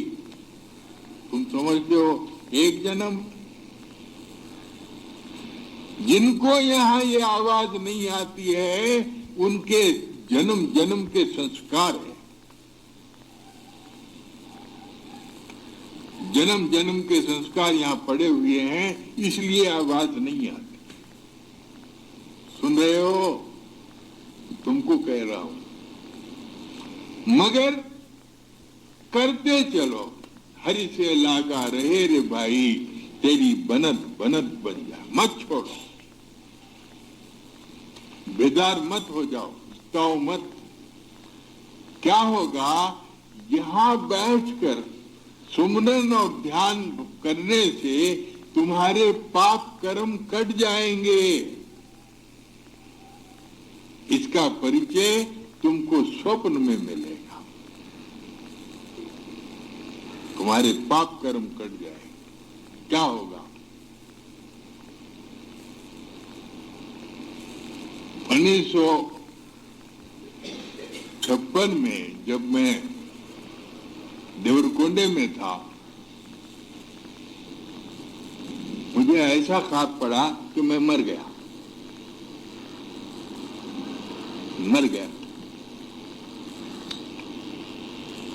और मरने के बाद देखते हो लोग लाश को बिठाते हैं, नहलाते हैं, उसका श्रृंगार करते हैं, और सब मुझे नजर आ रहा है और सब रो रहे हैं। तो मैं बड़ा घबराया। मैंने भाई जी को खत लिखा तो भाई जी मुझे ऐसा सपना पड़ा। तो भाई जी ने कहा मुबारक, तुम्हारा एक जन्म खत्म हो गया, तुम्हारा एक जन्म खत्म हो गया। किसी को सांप काट लेता है, वो सांप तुमको जागृत अवस्था में काटने वाला था, वो स्वप्न में गया। परमदयाल जी महाराज ने कहा, जब वो बसे बगदाद में थे, और बहुत साधन करते थे। उन्होंने अपने स्वप्न में देखा कि ब्राह्मण कन्या से उन्होंने भोग किया। अब वो उठकर सर पटकने लगे, ये पाप मुझसे कैसे हुआ? ब्राह्मण कन्या, हमारी पुरोहित। उन्होंने अपने बाप को एक खत लिखा कि मुझे ऐसा ऐसा स्वप्न पड़ा है, मैं बड़ा पापी। और दाता दयाल को एक खत लिखा कि मुझे ऐसा स्वप्न क्यों पड़ा महाराज, जब मैं स्नान कर रहा हूं। तो दाता दयाल बाप ने उनको खत लिखा कि मंगल ग्रह का दोष तेरे ऊपर था और मंगल ग्रह की वजह से ऐसा तुझे स्वप्न पड़ा। अब देखो दादा दयाल क्या कहते हैं। तो दादा दयाल ने कहा कि ये कर्म तुझसे जागृत अवस्था में होने वाला था। अगर ये कर्म तू जागृत अवस्था में करता तो दुनिया को मुंह दिखाने के काबिल नहीं रहता। क्योंकि तू साधन संपन्न है और साधन अभ्यास की वजह से ये बजाय जागृत में आने के स्वप्न में आ गया। और कर्म तो करना है, तो मुबारक। तो इस तरह हमारे जन्म जन्म के कर्म करते हैं। किस नाम से? राम नाम से नहीं, उस नाम से, धुनात्मिक नाम से। एक सेकंड सुनो बस है। वो नाम अगर तुमको एक सेकंड भी मिल जाए तुम कृतार्थ हो जाओ। पढ़ो। राग अनहद का सुनो अंतर में अपने आप।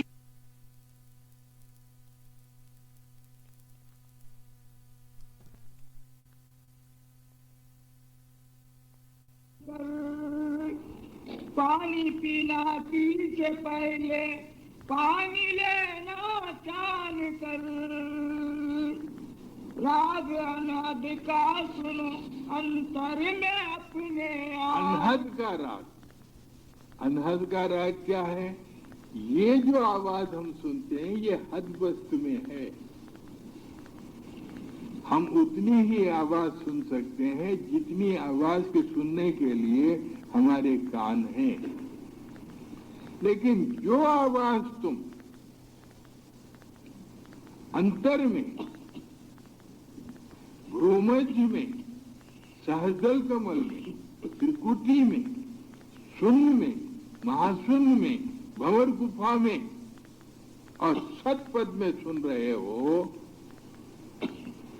वो अनहद है, उसकी हद नहीं, उसकी हद नहीं।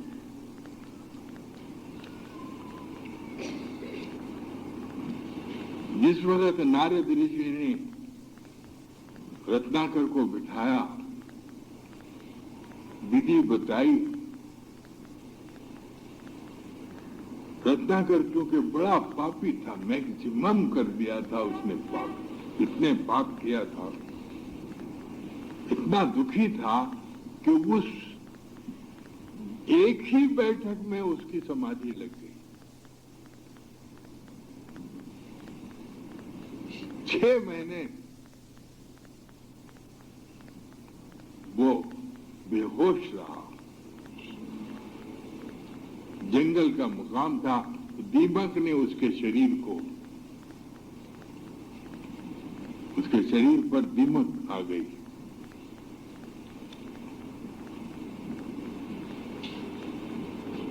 छह महीने के बाद जब नारद आया, एक आवाज हो रही थी, एक धुन हो रही थी। नारद ऋषि ने दया का हाथ रखा, क्योंकि शरीर सारा दीमक खा गया था। नया शरीर, रत्नाकर को नया शरीर मिला और नारद ने कहा तुम अब रत्नाकर नहीं हो, वाल्मीकि ऋषि हो। राम प्रकट हुए और राम ने कहा, अरे ऋषि, तुम जैसा जैसा लिखोगे मैं वैसी वैसी लीला करूंगा, बस तुम्हारे कलम के अधीन हूं। सुना, आगे तुम उलट चलो। इसमें कहते हैं दाता दयाल कि तुम दिन भर काम करो। संत मत ये नहीं कहता कि तुम सुबह से शाम तक उंगलियां डाल के बैठो ना। तुम दिन भर काम करो, 1 घंटा सुबह, 1 घंटा शाम। अगर इस राग अनहद को सुनने के प्रयत्न करोगे गुरु से नाम लेकर, तो तुम्हारी दिन भर की थकावट दूर हो जाएगी। दूर ही नहीं होगी अगर तुम ईमानदार हो, अगर तुम्हारा आचरण पवित्र है, तो तुम्हारे संकल्प पूरे होंगे। मैंने कहा, यहां जो गुरु मध्य पे साधन करता है उसके संकल्प पूरे होंगे। उसको संकल्प सिद्धि के लिए प्रयत्न करना पड़ेगा। और जो सहजदल कमल पे साधन करता है उसको संकल्प के पूरा करने के लिए तरद्दुद करने की जरूरत नहीं पड़ती। वो इच्छा कर ले। जिस तरह भगवान श्री कृष्ण ने इच्छा की, दुर्वासा मुनि और 12,000 शिष्यों ने तृप्त भोजन किया। ये आपको महाभारत की कहानी है, याद है ना। रात को पंच पांडवों को नाश करने के लिए, शाप देने के लिए दुर्वासा मुनि गए थे। द्रौपदी घबराई, अक्षय पात्र था उसके पास, सुबह तो उस पात्र में निकलता था मगर रात को नहीं निकलता था। तो द्रौपदी ने कहा, भाई अब ये 12,000 शिष्यों के साथ आ रहा, हमको शाप देगा। कृष्ण भगवान ने कहा, कुछ फिक्र मत करो, मैं संकल्प करता हूं उसके 12,000 शिष्य तृप्ति से भोजन कर ले। हम साधन करते हैं, हमने कभी कभी ऐसा होता है किसी की याद कर लेते हैं, वो आ जाता। ये इसकी महिमा। एक दफा क्या हुआ, दादा दयाल की बात मेरे साथ गुजरी है। मैंने ये आश्रम जो बनाया, किसी के घर के सामने भीख मांगने नहीं गया, किसी को मांगा नहीं। मेरे अंतर में ये संकल्प था, मैं गार्डन में काम करता था, सत्संग कराता था। सत्संग के बाद शतरंजियों को लपेटना, फिर उनको जोड़ना, घर को ले जाना। कभी मेरे हरिल किशन थे, उनका स्वर्गवास हुआ है, मालिक उनके आत्मा को शांति दे। उनके मोटर में मैं सत्संग की शतरंजियां लेके घर को जा रहा था। उस वक्त मैंने संकल्प किया, प्रभु ये क्या आपत्ति है, आप देख रहे हो आश्रम बन गया, सत्संग का घर बन गया, मैं उस काम से छुट्टी पा गया। मैं तो सत्संग कराना तो जानती है ना, तू भी तो ले गई कई मरतबा। हरियल किशन की याद आती है, वो अपनी मोटर में ले जाके मुझे घर पे छोड़ देते, शतरंजियां खुद अपने हाथ से उतारते। तो उसी तरह तुम्हारे जो संकल्प हैं, मगर शर्त क्या है, 420 मत करो, तुम्हारे संकल्प पूरे हो जाए। त्रिकुटी है, त्रिकुटी का जो स्थान है, शार्दल कमल त्रिकुटी का जो स्थान है, जिसने त्रिकुटी में साधन किया और जिसकी त्रिकुटी लग गई, मेरी त्रिकुटी लगी थी नागपुर में, मुझे इतना पैसा मिला पूछो मत। मेरी तनख्वाह कम थी नागपुर में। नागपुर में जब मेरी त्रिकुटी लगी, मुझे अरियर्स भी मिले, तनख्वाह भी बढ़ी, ओहदा भी बढ़ा। भाई जी को कहा मैंने, अरे तेरी त्रिकुटी लग गई। तो इसीलिए ये साधन ऋषियों का था। लोग कथा वार्ता कह के परमार्थ कमाते हैं, मैं कथा वार्ता नहीं करता। मैं आपको बताता हूं लाइन ऑफ एक्शन, करो। मैंने किया, मैंने पा लिया, तुम करोगे, तुम पा। कथा वार्ता करना सत्संग नहीं है। लोगों को बता दो, जो करेगा वो पाएगा, जो नहीं करेगा वो चले जाएगा। तो इसलिए दोस्तों, ये मुकामात हैं। उल्टा नाम जपत जग जाना, बाल्मीक भय ब्रह्म समाना, ये उल्टा नाम है। गुरु की कृपा से हासिल करो। गुरु की कृपा से अगर ये उल्टा नाम आपको प्राप्त हो गया, आपको विधि मालूम हो गई, हमको क्या मिला? मैं कभी सोचता हूं मुझे क्या मिला।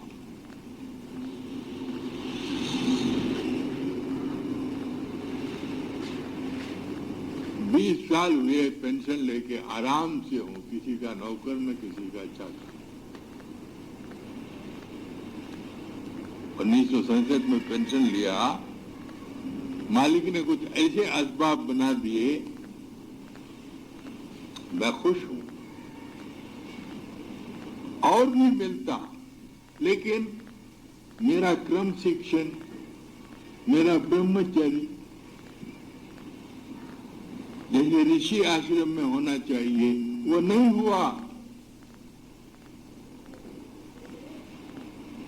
मुझे इतना ही मिला कि इस जिंदगी में मैंने जो कुछ कमाया है वो मेरे दूसरे जन्म में काम आएगा। मुझे खुशी है। जा मरण से जग डरे, मोहे बड़े आनंद, कब मरहूं कब पाए हूं पूर्ण ब्रह्म।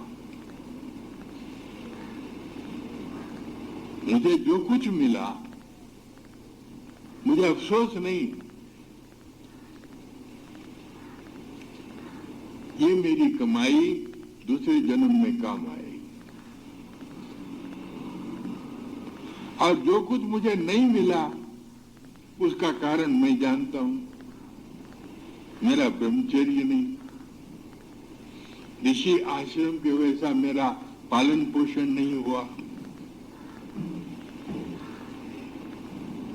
मेरे हालात मेरे माफक नहीं है।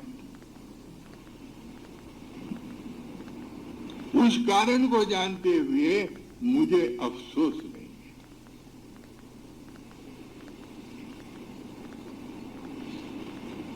और मुझे मरने का डर नहीं है।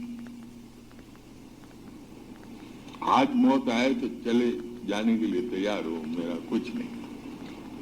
न मेरा किसी से मोह है न कुछ है। मुझे श्री रामचंद्र जी ने कहा, उसको दो, उसको दो, ये गरीब है तो महाराज सुबह से शाम तक आप दूसरों की सिफारिश करते, आप क्यों नहीं मांगते? मैंने कहा, रामचंद्र मुझे मालिक ने बहुत दिया है, ये क्या कम है? मालिक के दरबार में कमी वस्तु की नहीं, बंदा मौज न पावही चूक चाकरी माही। रामचंद्र जी का की आत्मा शांत हो, ये उनकी वजह से बना, उनकी हिम्मत से बना। मुझे हिम्मत थी कि मेरे साथ हैं, बन जाएगा।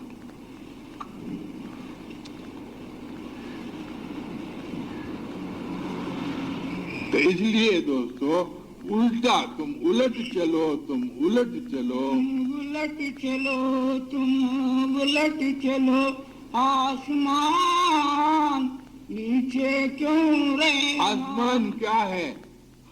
हमारा मस्तिष्क, हमारा घट। यहां से चलो, पौड़ी पौड़ी चलो। हर की पौड़ी क्या होती है? हरिद्वार में हर की पौड़ी की आपने नहाया होगा। ये है हर पौड़ी, सात दल कमाल। ये यहां नहाओ। मैं कहता हूं, आप का आचरण अगर स्वच्छ है और आपका साधन किसी महापुरुष के सन्मार्ग में ठीक चल रहा है, तो तुम्हारा कारोबार वैसा ही चलेगा जैसा तुम्हारा साधन चलेगा। बस। राजा जनक क्या थे? महाराजा जनक का साधन था, उनका राज चलता था। अगर महाराजा जनक का राज अच्छा था तो उनकी साधन की प्रभुताई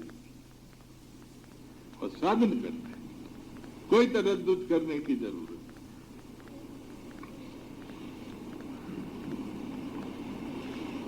इसलिए दोस्तों, उलट कर चलो। ये जो नाम है राम और कृष्ण, बुरा नहीं है।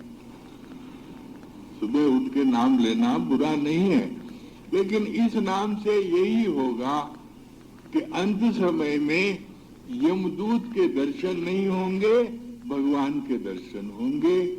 लेकिन प्राण जाने के बाद जैसा तुमने कर्म किया है वैसा चोला मिलेगा।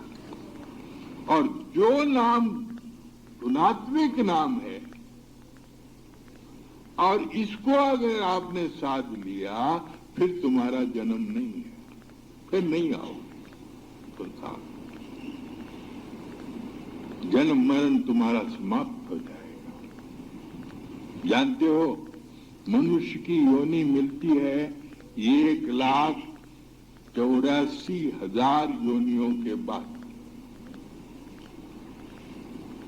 अगर इस मनुष्य की योनि में अगर आपने कोई कमाई नहीं की, फिर तुमको 1,84,000 योनियों में जाना पड़ेगा। मकड़ी में, सिपलक में, बकरी में, हाथी में, फिर तुमको मौका मिलेगा। अगर तुमने यहां कमाई की है, यहां कमाई की है, कुछ कमाई तुम्हारी है, तो मालिक क्या करेगा? तुमको आगे कमाई को मुकम्मल करने का वक्त देगा। बस फिर जन्म मनुष्य जन्म का होगा। जिसने कमाई की है, जिसने पौड़ी पौड़ी चढ़कर ऊंची मंजिल प्राप्त की है, तो उस ऊंची मंजिल को पूरा करने के लिए ऊंचा खानदान देगा, ऊंचा कुल देगा, ऊंची जगह देगा, और वो कमाई तुम्हारी वहां पूर्ण होगी। क्या सबूत? सबूत मेरी जिंदगी का है। मैं दादा दयाल जी महाराज के पास पहुंचा, घबराया हुआ था। मेरे मन में एक कुरेद थी, वो बुझती नहीं। मैं हनुमान जी के 40 रोज फेरे किए, बारिश में भीगता हुआ गया। 40 रोज फेरे किए हुए।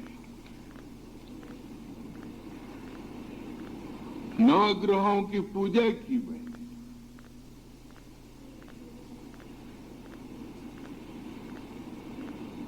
लेकिन फिर भी मुझे तो एकाम किया। रात भर भजन करते रहे, एकाम भजन मंडलियों में रहा, हरि कीर्तन सुने, लेकिन तृप्ति नहीं हुई। जब मैं दाता दयाल के पास गया, उन्होंने मुझे नाम दिया। मेरी दरखास्त पर कहने लगे कि सुबह 4 बजे आ जाओ।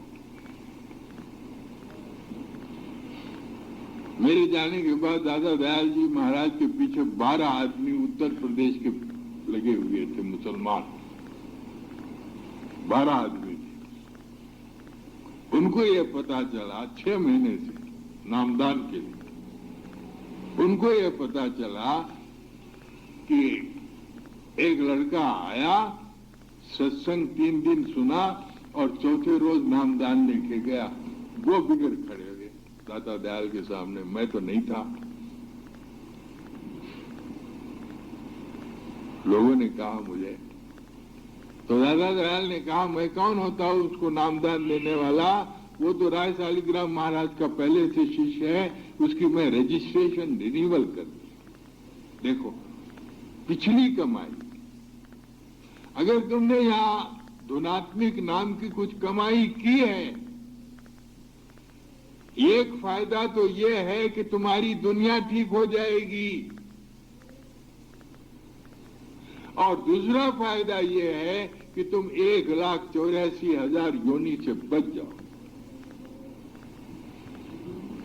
मगर शर्त क्या है?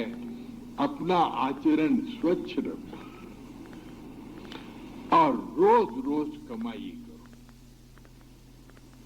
धन दौलत संपदा की तुम्हें कोई कमी नहीं रहेगी। जो भी संपदा तुमको तुम्हारे कर्म के अनुसार मिलेगी, तुम उसमें खुश रहोगे।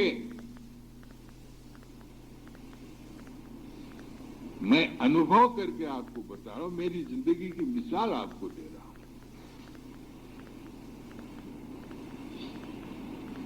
और सुख मिलेगा, संतोष मिलेगा, और इस लोक में जब तक रहोगे खुश रहोगे, पर लोक में जब जाओगे तुम्हारी कमाई के पूरा करने के लिए ऊंचा कुल, ऊंचा वंश, ऊंचा खानदान, वहां तुम अपनी कमाई पूरी कर सकोगे। इसलिए दोस्तों, उल्टा नाम जपत जग जाना, वाल्मीकि भय ब्रह्म समाना। सद्गुरु की कृपा, सद्गुरु की सेवा करके इसको प्राप्त करो, अपना जीवन मत गमाओ।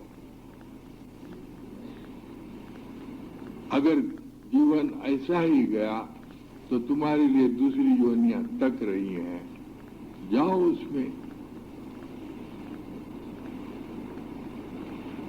बस सबको राधा मंगलम गुरु शब्द रूप नाम नाम प्रकाशनम, मंगलम शब्दार्थ शब्दार